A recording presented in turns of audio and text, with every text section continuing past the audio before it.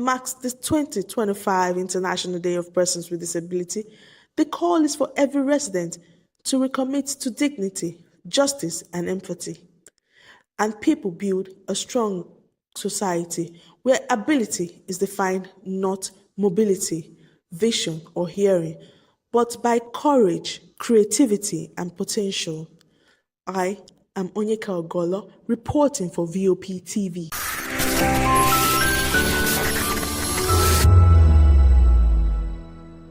This is African News on Voice of the People Television, where we don't just bring you the news, we bring you Africa's heartbeats, the policies that shapes our world, and the economy that determines our future. African News on Voice of the People Television. Stay with us. To know the happenings in the maritime sector, join us on the program Maritime Frontiers on VOP TV as we discuss key areas in the maritime sector from aquaculture, maritime transportation, maritime labor regulation, oil and gas exploration, ferry and passenger insurance, marine pollution and prevention, port operations, and lots more. Maritime Frontiers, exploring Nigeria's blue economy.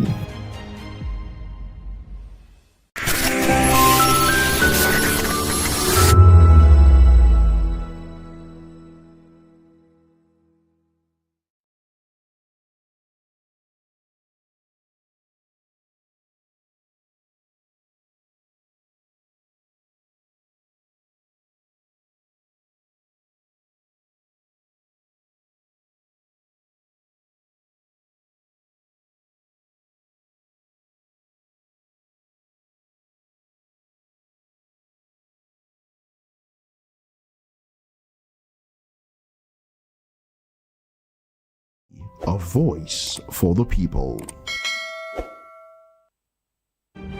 In a world where power shifts its every headlines, news breaks and events happens, we bring you unbiased and explicit information on politics, economy, and state of the nation. We break down the chaos. Facts, not fluff. Truth, not a spin. We discuss not just politics, but a glimpse into the future. Voice of the People Television. Now you have more than a voice.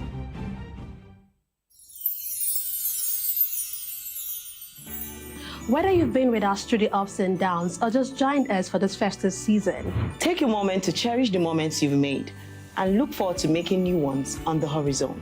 May this new year bring you everything good, everything prosperous. As we bid farewell to the old year and welcome you to the new year, may your heart be filled with joy and your home with laughter. And of course, may your spirit be filled with hope. We'll be bringing you live updates, exciting performance, and inspiring stories throughout the day. stay tuned for our special New Year's coverage and let's make this year unforgettable. Thank you for making us a part of your celebration. Merry Christmas and a Happy New Year.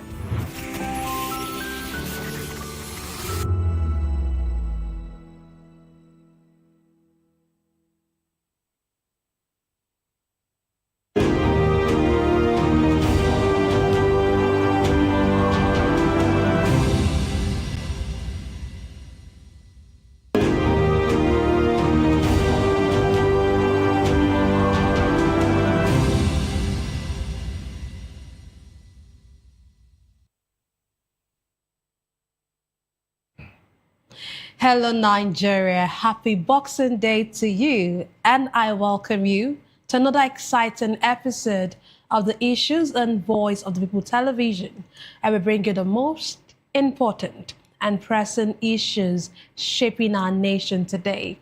I am your host, Nenna Ndomdioto. On today's episode of the Issues, we're examining the complexities of Nigeria's politics and governance. From mixed reactions trailing U.S. strikes on ISIS targets in Nigeria, to Kanu's lawyer calling for his transfer over U.S. strikes. Also, reps order re-gazetting of tax law. And finally, APC chieftain tells PDP to fix issues or merge with ADC. Join us as we break down the fact and provide context to help you stay informed. We'll take a break, and when we return, we'll dig deeper into these topics. Don't go away.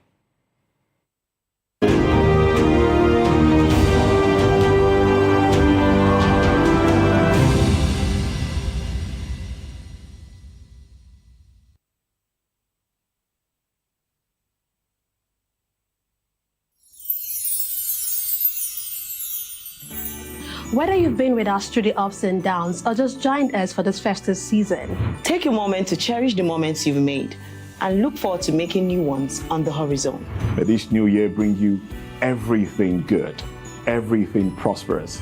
As we bid farewell to the old year and welcome you to the new year, May your heart be filled with joy and your home with laughter. And of course, may your spirit be filled with hope. We'll be bringing you live updates, exciting performance, and inspiring stories throughout the day. stay tuned for our special New Year's coverage and let's make this year unforgettable. thank you for making us a part of your celebration. Merry Christmas and a Happy New Year.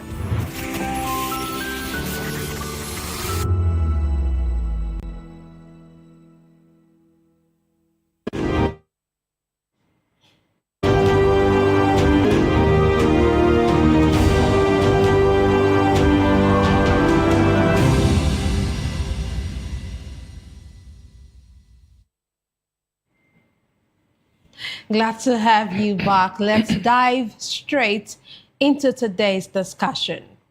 United States President Donald Trump says American forces carried out precision air strikes against ISIS terrorists operating in Nigeria, describing the action as part of Washington's global counter-terrorism campaign.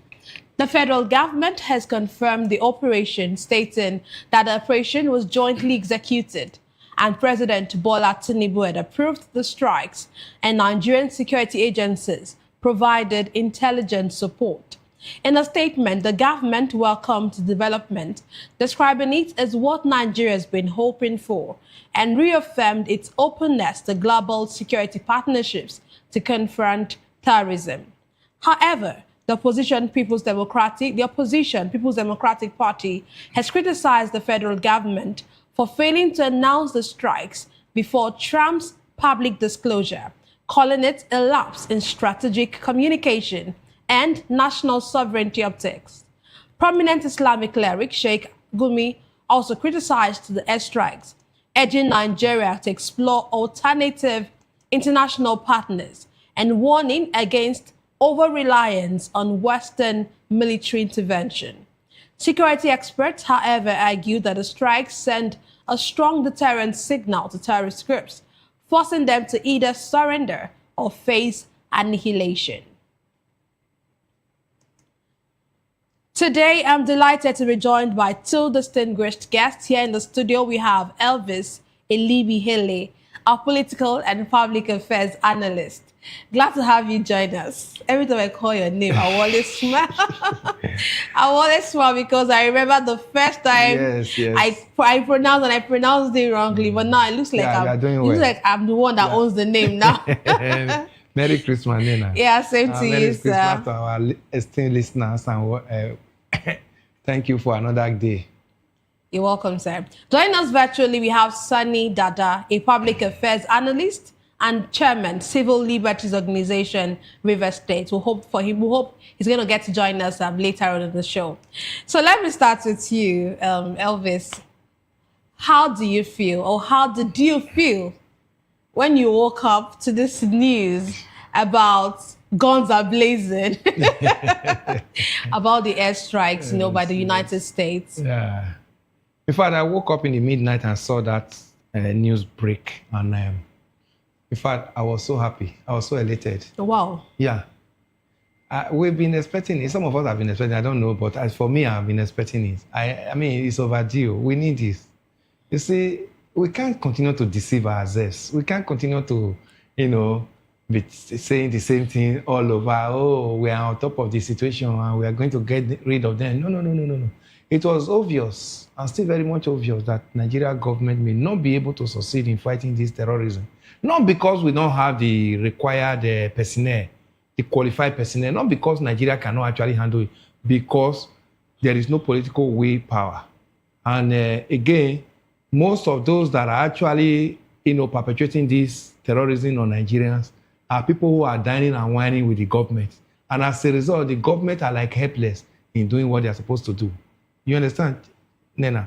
Nigeria can actually fight these terrorists, but the willpower is not there politically, because those who are actually like sponsors of most of these politicians are the people that perpetuated this insecurity on us. And as a result, the government is helpless. Their hands are tied because Nigerian government, especially everybody that gets to Aso Rock, is not talking about the election he has won that brought him there, to give the people the desired satisfaction. But he's talking about how to come back for a second tenure. Because of that second tenure syndrome, this terrorism has festered over the years. So we saw a retired general came in and failed after 8 years. I'm talking of late President Muhammadu Buhari. Then we saw President Tinubu that took over from him now. After 2.5 years, it's just like a carryover of Buhari's 8 years. And it's even becoming so worse. So when I saw this news that America has struck, I said, God, thank you. This is the end of year gift to some of us Nigerians who actually believe that we have to stop this so that we can go over our normal duties as expected. It's a very lively nation. Very lively. You see, in spite of all these crises, in spite of all these hardships, in spite of all this security, you still hear during this time period that people want to travel to their village. And people are just struggling. They know too well that, the road is not too good.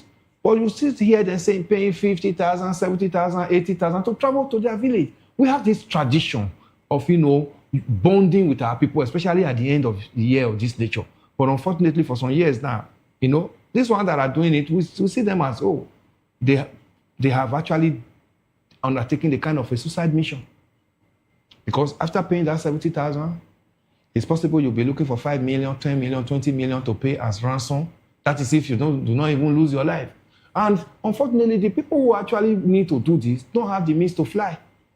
A one-way ticket within Nigeria, this type period became 500, 400 and something thousand, 500,000 and all that. So when this one came in, let's watch this, where it's going to take us to. Probably by this time next year, most of us who could not travel this year will be able to travel freely without going to our pastors and imam and say, want to do fasting and prayer and give us some anointing oil for us to put on our forehead because we want to travel. So thank God to Donald Trump and the American government for seeing what our government refused to see all this number of years. And they came in, and within this period, they came in, and we are going to start seeing changes because our government played down on this matter and called it, it's just herders and farmers clash. It's just because of the climate change. Then the herders are moving from up north down to the south. And they played down so much on it until another government saw, no, this is not what is actually happening in Nigeria. So they have now come in. We want to see more. We want to see these terrorists actually decimated, not the decimation of Lai Mohammed and Buhari's administration that they use in deceiving Nigerians. Lai Mohammed in 2017, 2018 was, terrorism had been decimated. Today, I don't know where that same Lai Mohammed will be facing now when he sees what is happening in Nigeria.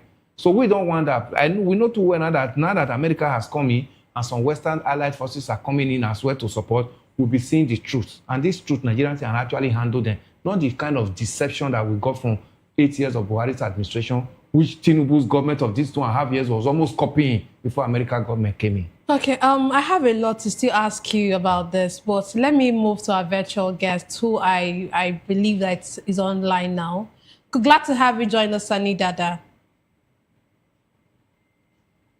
Yeah, thank you. Then Merry Christmas in arrears, and please say me well to your guest in the studio. Thank you.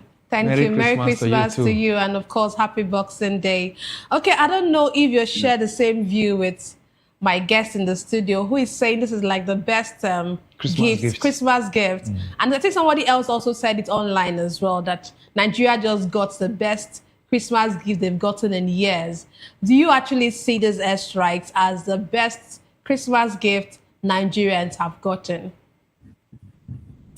Well, I agree with him to a large extent, but however, there are some areas I think that we need to. But first and foremost, on the lighter note, let me talk about the timing of the airstrike, that it happened on the Boxing Day. So that it was a good kickboxing against the terrorists, but yes, we welcome the collaboration. As a matter of fact, just as he highlighted, no single nation can single-handedly defeat terrorism. Excuse me. Terrorism has become a global crisis. You see very sophisticated nations, even with nuclear weapons, have not been able to defeat terrorism. That's because the fight against terrorism is not a conventional fight. It is largely made up of guerrilla warfare, so the terrorists, get integrated with the civil populace. So it is very difficult, to fight such a battle, especially if you're very careful of collateral damage. But however, the areas I want us to pay serious attention, there is number one, the framing of the airstrikes. I was worried when I read Donald Trump's tweet. By the way, yes, collaboration. We have seen several facts indicating that, yes, it was a collaborative effort, but shame on the Nigerian authorities, for waiting till a foreign president probed the news through his Truth Social handle, before Nigerian authorities scrambled to confirm it and told us that it was a collaborative effort. So shame on them. That was a very low one on their part. So the frame the Nigerian authorities should have moved earlier, one step further ahead of Donald Trump, in properly informing and communicating citizens about the strike that happened.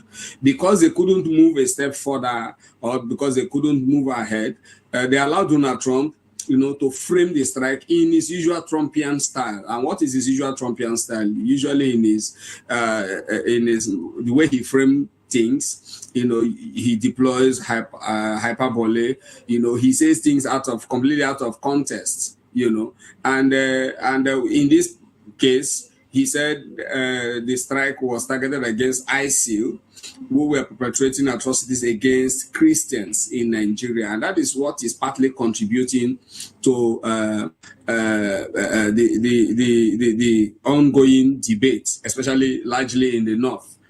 Because of the framing, some Muslim faithfuls, are now seeing it the other way around, because Donald Trump framed it as an effort, in protecting Christians, instead of saying that the airstrikes were carried out against ISIL terrorists. That should have been it, because ISIL is a problem. ISIL or ISIS, any term you want to use to describe them, they are a challenge to the world. They are global terrorists. So if you say you have carried out airstrikes against them, it will be welcomed globally. But by the time you now bring in that Christian, genocide element into it, you cause needless crisis or needless controversies as we're having it now. Then secondly, I was also worried, I earlier talked about the timing, but let me talk about it even deeper.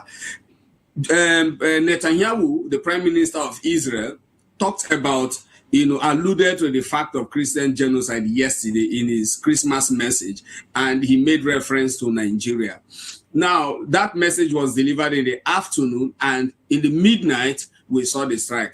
That gives us an indication that Mossad may have probably also provided intelligence. So it may not just be a collaborative effort between Nigerian authorities and U.S. authorities. If we're not careful, Mossad, the Israeli intelligence agency, may have been part of it. And that's my worry. My worry is that because Mossad is part of it, or Mossad may be allegedly part of it, then Nigeria could be another battleground.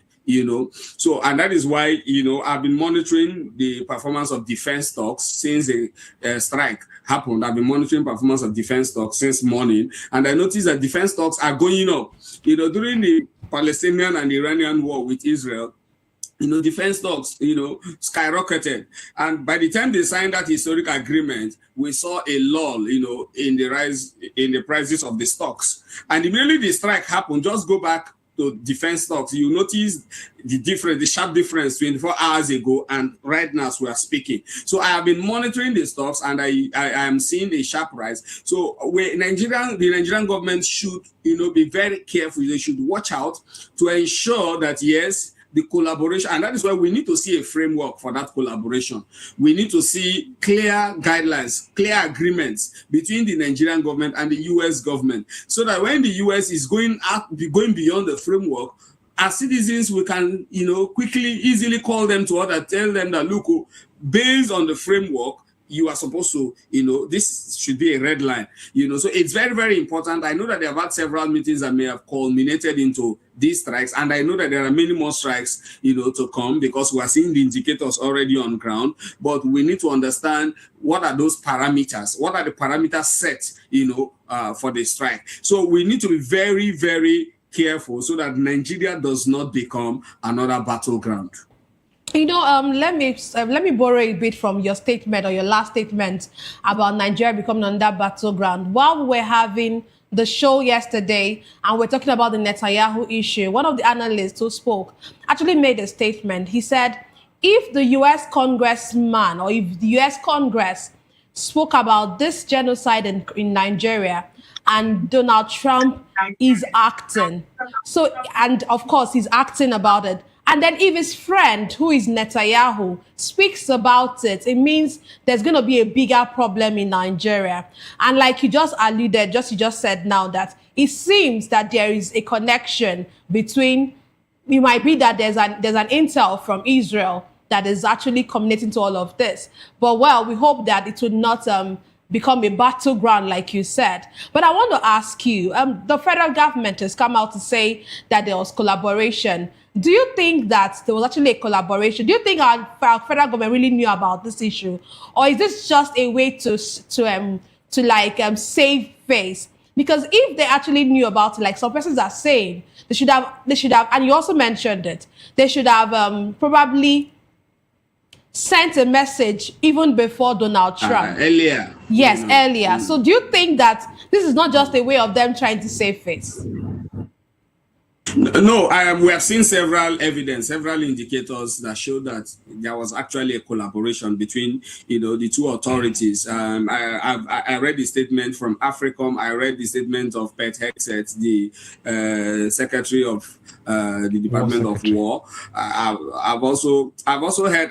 read several commentaries, that actually showed that yes, there was actually a collaboration. But the challenge with the Nigerian system is that citizens are oftentimes underinformed. There are a lot of things that are swept under the garb of national security, and even things that citizens are supposed to know, even things that are supposed to be brought to fore so that citizens can also contribute to it. You see Nigerian authorities often sweeping them under the carpet. They do a lot of things, and that's partly because of the corruption within the security sector. You see a lot of funds allocated in the name of security votes, and no governor or no president accounts for such votes. So they feel that by the time they begin to carry us along as citizens, at every step, informing us, giving us needed information, we'll be armed to even ask more questions and even know some things. So they understand the tactics, the strategy very well, that somebody that is ill-informed, is also ill-equipped to ask key questions, the important questions that he needs to ask. And that is why, at every point in time, they are not telling us things that they are supposed to tell us. For instance, see how they have mismanaged the tax law, and now what they are doing is damage control here and there. So it is, and so the summary of my response to your question is that yes, there was actually a collaboration, but in terms of whether it should have been properly communicated, the Nigerian government failed woefully. Okay, thank you. Let me get back to the studios and then I'll come back to you. Many persons have actually said, why Sokoto? And they would have thought, or Nigerians would have thought, the first place that this precise or precision attack or precision airstrike should have been Sambisa Forest. Yes, no. Should have been Meduguri. Should have been other part. And I read just before I came to the studio, someone saying, an analyst from one of the stations saying that the area in Sokoto is actually like one of the safe places. And so this is kind of confusing. What do you make of this? I wonder why we should be saying why Sokoto. I don't think it's relevant to say that. Okay. What we are seeing is that, let's put northern Nigeria in perspective. Now, northern Nigeria has been taken over for a very long time by these terrorists. So, and by last week, we analyzed that there were surveillance flights by American government around Nigeria for some time now. Since November, there'll be some surveillance flights, mapping out some of these camps. So, and for you to know, this is not the end of the strike. More are going to come. So I think the security personnel or the American government knows where to start from better than what we are looking at it. Then the area of, the Nigerian government not informing Nigerians that something of this was going to happen, I don't think it was really necessary. These are security things, Nena. It's not everything you divulge to the people in terms of security matters. The only area I see Nigerian government failed was that immediately that strike, took place. Nigerian government should have issued a statement first before Donald Trump. Not that we should have been informed that America is coming tonight. Because if you look at what has been happening to Nigeria security apparatus, is that these terrorists have actually infiltrated the Nigerian armed forces. So if the Nigerian government is going to start, telling every Tom, Dick, and Harry that America is coming tomorrow, these people will fail. That operation will fail. And America also know too well that that's why Nigerians were doubting whether the Nigerian government was collaborated, because they actually collaborated in this strike. But I want to tell you that I don't think it's not so much, because if America sees anything that will make the operation to fail, they will not put their hands in it. So America has actually done what they are supposed to do before this strike came up. So Sokoto, whether they start from Sokoto or they start from Zamfara or Maiduguri, it's of no issue. But the issue is, let us find a way to make sure that these terrorists are actually smoked out of this northern Nigeria, so that Nigeria can be free to go about their normal businesses. And you see, because it's so much in the north now, it's infiltrating into the south. So if they are captured in the north and their camps are actually decimated, you will see that some of them, the ragtag, some of them may even come out and surrender. Not this kind of surrender that we are seeing. Nigeria government is telling us that they surrendered, and at the end of the day, they are rehabilitating them and, bringing them into the society. Once a terrorist surrenders in America, it's tagged. Throughout your lifetime, you are like useless, because every move you make, they're already a tag. They know what you are doing at a particular time. So you are not free. It's not this one that Nigeria say they have surrendered, they've come out, we are rehabilitating them, then you send them back to the society. You don't know what they are doing thereafter. It's very risky. These people have been loyal to a very, very difficult, very useless group. And by the time you now say, you've released them to the society, they don't have good means of livelihood, they could be informal to where they are coming from. It's possible they may not go back and pick up arms, but they could be informal. So I think I'm not against whether they started from Sokoto, Nena, but what I'm after is let this strike continue, so that those in Sambisa Forest, those in Zamfara, those in Niger State that started terrorizing our school children and all in Kebbi, because we know there are so many cells now, so many camps all over in Nigeria. So since they've already done their surveillance and they've mapped out, they have all this within their kitty, they know where to start from. Okay, you said something about, you said the airstrike should continue. But don't you have any fears of collateral damage at any point during this airstrike? Well, for now, this one that was reported, now they said there was precision and they struck their target, So I pray there should be no collateral damage, especially for the innocent citizens. But you also know too well that these are technology. Human error can also come in, but we pray. Let's not look at that area now. But we are happy now that this first one now, we have not heard any report now. If there is appropriate mapping and surveillance, I think the collateral damage may be very minimal, because these people are not living with the people in the town. They live we suddenly started hearing forest. I don't even think they actually forest in northern part of Nigeria. These are Sahel region. If you want to start talking of forest, you'll be talking of this certain part of this nation. So since they live in those bushes and they've done out their surveillance and mapping, they should be able to, their targets should be, much more precise. So, but human error may come in, but let's not dwell so much on that for now. Okay, let me come back to Sunny. Okay, there's one of well, I would like call him a terrorist, a negotiator, Shea Gumi, has actually come out to say that he has criticized this particular attack, and he has said that it is detrimental to national sovereignty. He even went ahead to say that Nigeria should look for alternative, alternative help, alternative help. So, what do you make of this statement by Shea Gumi? Well, Sheikh Gumi is a terrorist sympathizer. You gave him a soft landing by describing him as a negotiator. He's not a negotiator, he's a terrorist sympathizer.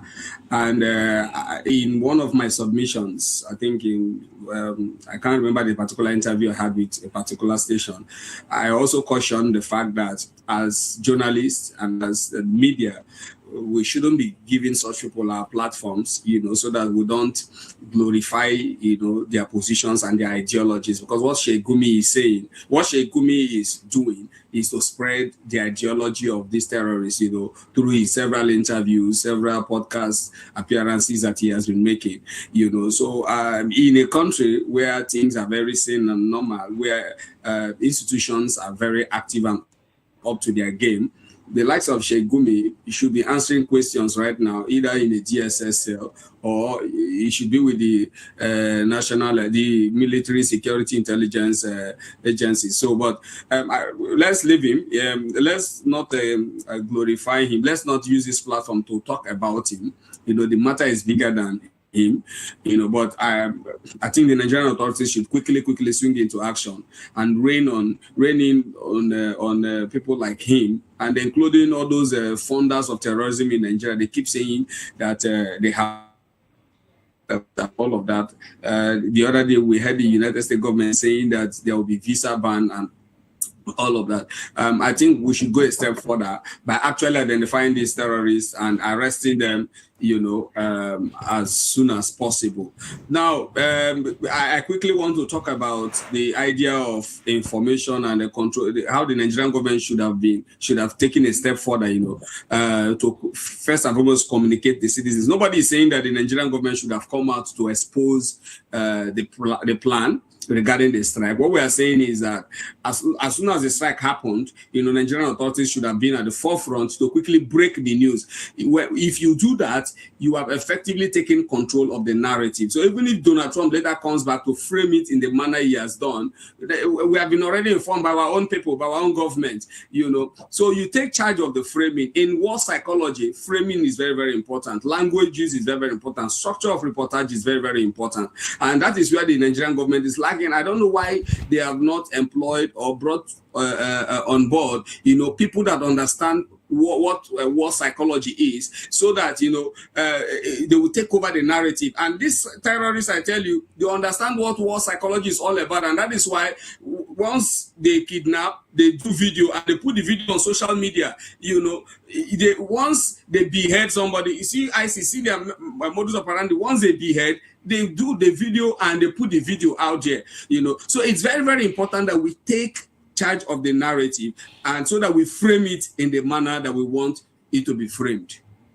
Okay, thank you. Before I come back to the studios, I want to ask, this intervention that we are seeing now, do you think it will deter terrorists or simply push them deeper into more states, probably as there are being airstrikes are being shot at them in a particular state? Won't it cause them to move into other states? Do you think that there are measures? What do you think that can be done? What do you think about this? Let me not put words into your mouth.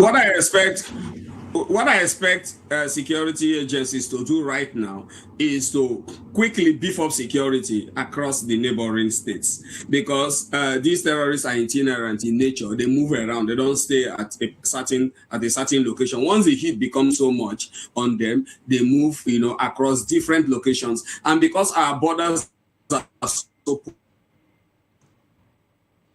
as a country, we are very stretched, we are very big, and we don't have adequate boots on ground, to adequately provide security for all communities, because of that, this terrorists take advantage of that, and they move around a lot. I heard our guest saying that there may not be enough forest in the north. If they have enough forest in the north, if you go to the Sahel, the Sambisa forest, for it, and it covers about 17 states, even down to the south. So it is not just about being a desert, area. They have very, very terrible, difficult locations. If you go to, for instance, Taraba, there are, especially some of these states within the Middle Belt, they have enough forests, that provides cover for these terrorists. So we should be very, very careful. Security agencies in the south should also ensure that they beef up security. Neighbors, citizens should put their eyes on ground. If you see any stranger in your compound or around your location, quickly notify relevant security agencies, because what they do is they slip into citizens. They have cells that are very slippery. They just integrate them. They have a way of integrating themselves, with citizens, and they are they can easily disguise themselves and move, across various locations. So that is a time for the DSS to also widen their net, broaden their net, and ensure that, the relevant reconnaissance drones, are activated to ensure that they monitor their movements accordingly. Okay, thank you.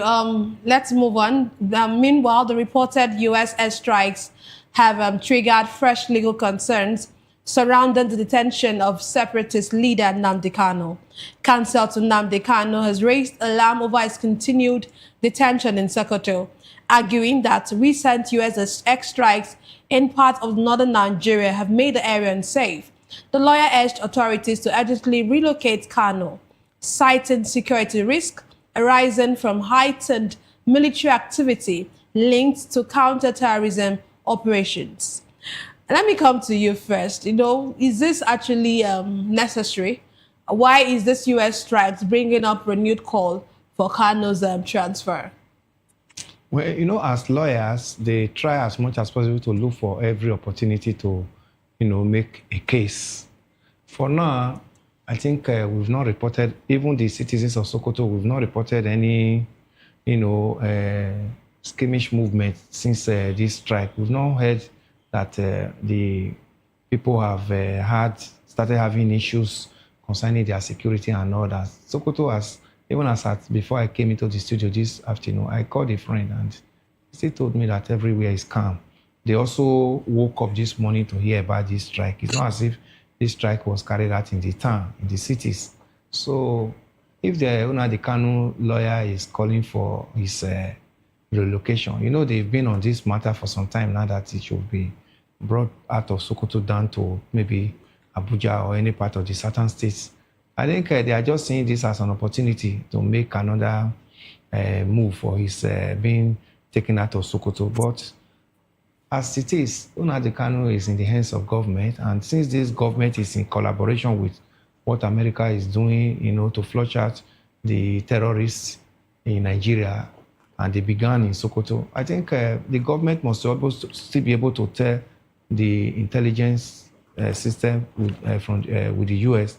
These are areas where we have our people kept, the prisons, the hospitals, the military barracks and military operation sites, and other public places must be protected. So, but I think lawyers always have used this kind of opportunity. Lawyers, every little opportunity, they want to cash in on them to actually make case. So, Nnamdi Kanu is a high-profile detainee or prisoner, as we'll call it now, but the government must watch. And since the lawyers have actually mentioned it now, even if there were some security lapses around him, the government should make sure now that at least securities are beefed up around, not just him alone. There are so many other persons in that same prison with him, but there should be proper security beefed up so that what the lawyer is already envisaging may not happen. But I see this as just to make case for what they have already been, hammering on before now. Okay, let me come to Sunny. Sunny, what do you make of this? Could such statements like this complicate the already delicate Southeast security and reconciliation efforts? We know that some persons are saying that there are reconciliation efforts going on over this Nnamdi Kanu's issue, and then when a lawyer begins to say that his continued detention in Sokoto is not very safe or is not safe. Don't you think that this would actually razzle whatever it is that is happening? What do you make of this situation now that Nnamdi Kanu's lawyer is bringing up? Yes, as a lawyer, one of his primary responsibilities is to ensure that beyond the protection of the human rights of his clients, we should also draw attention of the global community to potential risk or harm that may come to his client, even in prison. I understand the perspective. I understand where he's coming from. There could be what we call protest attacks, by these terrorists. And remember that some of these terrorists are also in that facility with him. And we don't know the extent of degrading that the strike may have done to the rank and file of these terrorists. And so they may become too desperate to stage a prison attack, just to release some of their people that are detained within that facility so that they can come and fill up the ranks that have been degraded. So there is, to a large extent, there is a degree of legitimacy in the call. So yeah, what he has done is to practically throw the ball, in the court of the Nigerian government, who in the first place shouldn't have even taken him to Sokoto. I believe that taking in Nnamdi Kanu to Sokoto is very, very punitive. It is beyond the logic. I've heard arguments of some persons who said that keeping him in the southeast may even worsen the security challenges in the southeast. Okay, fine. If you don't want to keep him in the southeast, why don't you bring him to the south or to the southwest? So the lawyer is very correct by raising that alarm, and it is now left for the prison authorities to ensure that Nnamdi Kanu, as a prisoner of conscience, because he's a prisoner of conscience, by the way, as a prisoner of conscience, is well protected within that facility. Okay, thank you very much. Let's move on to the next conversation we have tonight. The House of Representatives has ordered a review and re-gazetting of Nigeria's tax laws, following alleged discrepancies between the versions passed by the National Assembly and those made public. Rep spokesman Akin Rotimi said the Green Chamber has already inaugurated a committee to undertake a review to establish the sequence of events and to identify any factor that may have contributed to the circumstances surrounding the legislative and administrative handling of the act. The lawmaker said the National Assembly, comprising the Senate and House of Representatives, had directed the clerk to the National Assembly to re-gazette the act and issue certified true copies of the versions duly passed by both chambers of the National Assembly. Rotimi asked Nigerians to allow the National Assembly's institutional processes to proceed without speculations or conjecture. Meanwhile, the Nigerian Labour Congress has urged Nigerians to reject what it describes as distorted tax laws, warning that unclear fiscal policies could worsen economic hardship. First, let me come to you, Mr. Elvis. How damaging are allegations of altered laws? We've seen this allegation, we've heard about these allegations, and nobody's really coming out to say anything. And of course, National Assembly, we're hoping that they said they will actually, investigate and all of that. But how damaging as allegations of something of institutions such as this is to legislative credibility and, of course, public trust? Well, it's very damaging. It doesn't show reputation to even the legislative arm who passed it before the alarm was raised by them that what they passed earlier is not what they are saying that is gazetted. So it shows that the executive is infringing on their rights. If they pass the law, they came from constituents, and let's just believe that every member of that National Assembly is representing a constituent. And let us believe also, there was some public hearing too in all this matter before, it was scrutinized and brought into law. And what the president just needed to do was just to assent. But at the process of assenting, I think something went wrong, and now it was also the alarm was also raised in the House. Oh, this is not what we passed, and this is that was brought back. So now that it has gotten to this level, I said it last time that this is not supposed to be a matter that would be too difficult to resolve. If what you passed, you still have it, and what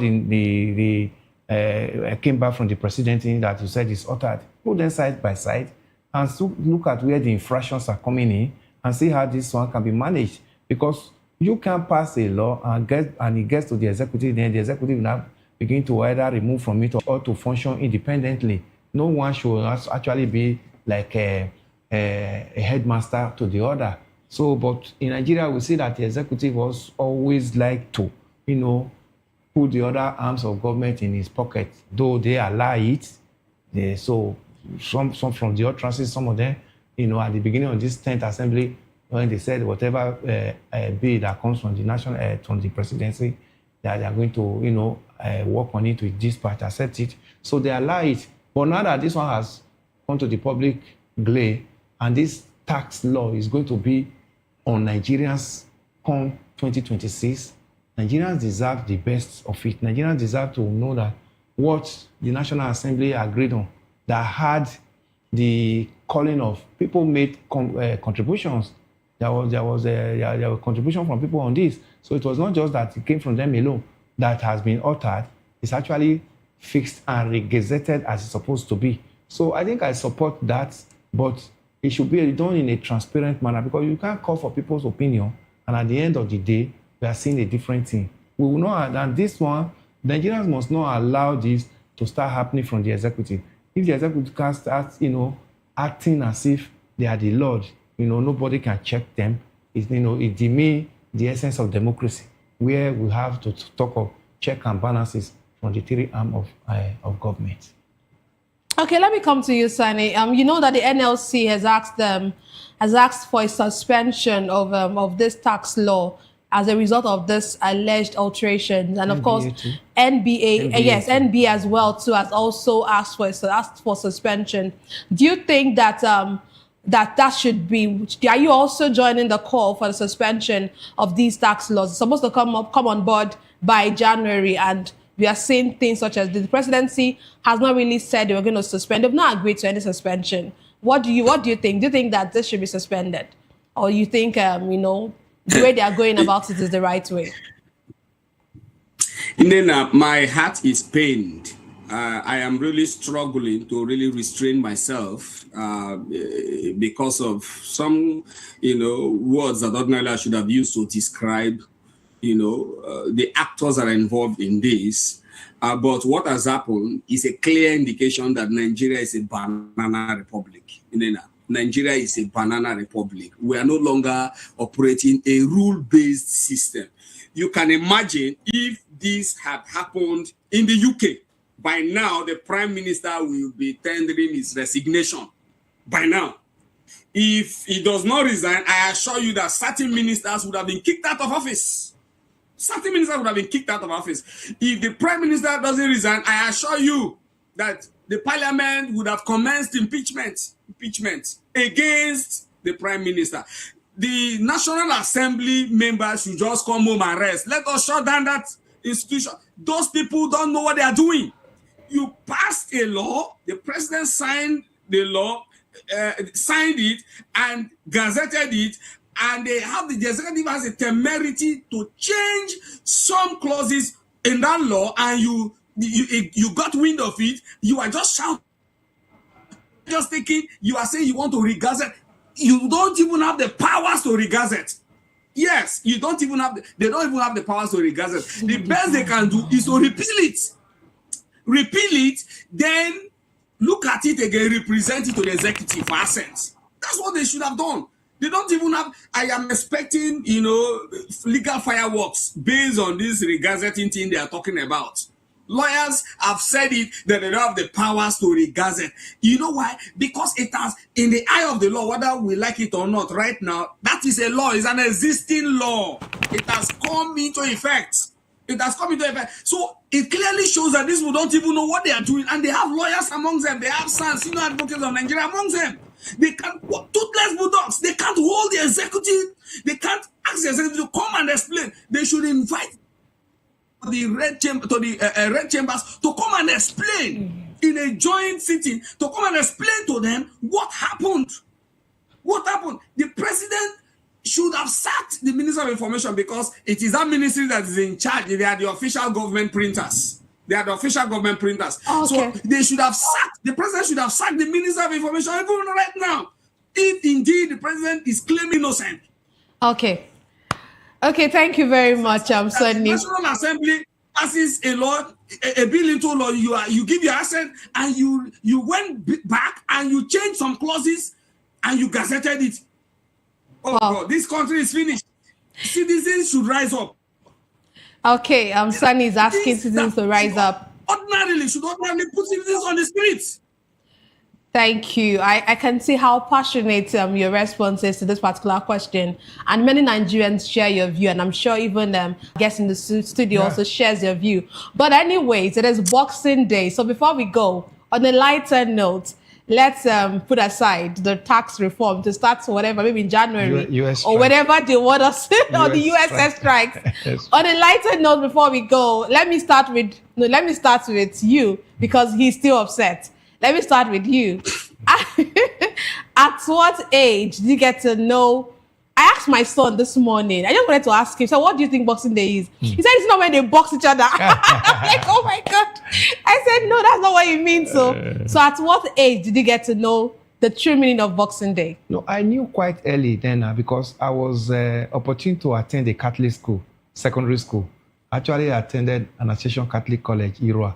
So, you know, this celebration is more in Catholic environment so much. So, at least, let me say, when I was in class 1 or thereabout in secondary school, we had the opportunity of, you know, so we know much about this, that it's not just physical boxing, that is actually unveiling your presence that you received. You know, during Christmas. That's what I told him. Yes. Because I know that I know that usually what they do when I give them their gift, they open it usually. My kids open it immediately. Yes, so I told when I asked him that question, I was like, no, it is not boxing. No. It's actually the day I'm supposed to open your box, your gift. Yes. So for those of us who don't know, but I'm sure many Nigerians. So my secondary school exposed me early. So. Okay, let me go to Sunny because we're out of time. Sunny, in one sentence, at what age did you get to know the true meaning of Boxing Day? I didn't know about it until when I was appointed youth president in my church. I had to preach a message on Christmas, and I stumbled on it, and that should be around the age of 21 or 22 thereabout. Wow. And I stumbled on it. Unfortunately for Nigerians, there is no presents to open. We don't have boxes of presents to open, because if we open, what we will see is tax fraud. We will see politicians, abandoning governance, preparing for election instead. These are some of the things we will see, and so unfortunately for Nigerians, there is no box to open. There's no presence for us to see. Okay, it is well. Nigerians, you now know. For those of us who don't know what Boxing Day is, we know that Boxing Day is the day you have to unwrap those gifts you got on Christmas Day. Thank you very much, gentlemen, for being a part of the issues. Thank you, Sunny Dada, for joining all the way from Port Harcourt. And thank you for having me. Yes, you're welcome. And thank you very much for being here with me in the studio. Yes. And leaving the comforts of your home and being here on a public holiday. That's all we have for today's episode of The Issues. We explored the challenges facing Nigeria and its governance. Thank you for joining us. Don't forget to tune in next time for more in-depth analysis and discussion. Follow us on social media to stay up to date on the latest news and insight. Until next time, stay informed. I am Nenna Ndomdioto. This has been the Issues and Voice of the People television, where the future faces forward. Please don't forget to stay tuned for hashtag with Vivian and Ikechukwu by 8 p.m. Don't go away.